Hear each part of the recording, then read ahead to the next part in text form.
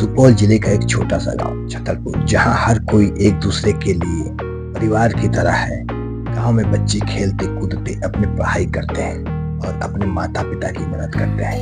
लेकिन इस गांव में मोबाइल फोन के कई फायदे और नुकसान भी हैं। सोहन एक खुशमिजाज लड़का था। उसे खेलना, पढ़ाई करना और अपने दोस्तों के साथ समय बिताना पसंद था। लेकिन एक दिन उस समय सब कुछ बदल गया जब उसके पिता ने उसके जन्मदिन पर उसे एक मोबाइल फोन उपहार दिया।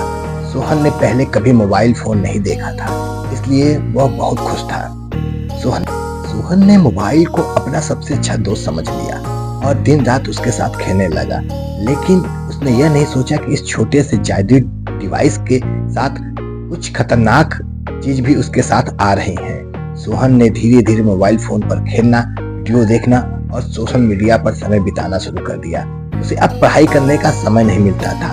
उसके माता पिता ने उसे कई बार समझाया कि उसे पढ़ाई पर ध्यान देना चाहिए और मोबाइल का इस्तेमाल कम करना चाहिए, लेकिन सोहन को इसकी गंभीरता का एहसास नहीं था। एक दिन जब सोहन अपने दोस्तों के साथ खेल रहा था, उसे अचानक अपने मोबाइल पर एक गेम खेलना शुरू कर दिया। उसके दोस्तों ने उसे रोका, लेकिन वह सुन नहीं रहा था। उसकी माँ जो पास में थी, उसने उससे कहने की कोशिश की, सोहन पढ़ाई पर ध्यान दो, मोबाइल पर ध्यान कम दो।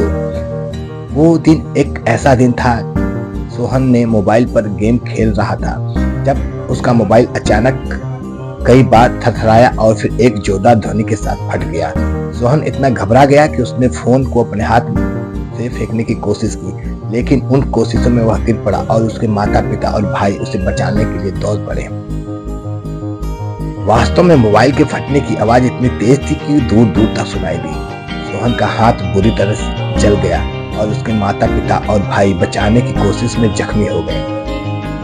उस हादसे के बाद सोहन और उसके परिवार को अस्पताल में भर्ती कराया गया। वहां सोहन ने बहुत कुछ सीखा। उसने अपने माता पिता की चिंताएं समझी। उसने देखा कि कैसे उसका लापरवाह व्यवहार उसके परिवार के लिए खतरा बन गया।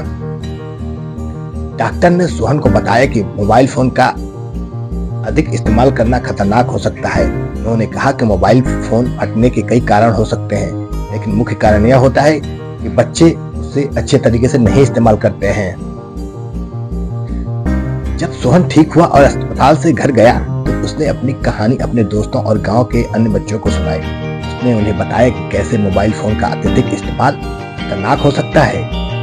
इसे समझदारी से इस्तेमाल करना चाहिए। सोहन ने अपने दोस्तों से कहा, हम सबको फोन के जादू से सावधान रहना होगा। पढ़ाई करना और खेलना हमेशा महत्वपूर्ण है। हमें स्मार्ट और सुरक्षित रहना चाहिए। सोहन ने अब मोबाइल फोन का उपयोग सही ढंग से करना शुरू किया। उसने तय किया कि वह केवल जरूरत के समय ही मोबाइल का उपयोग करेगा।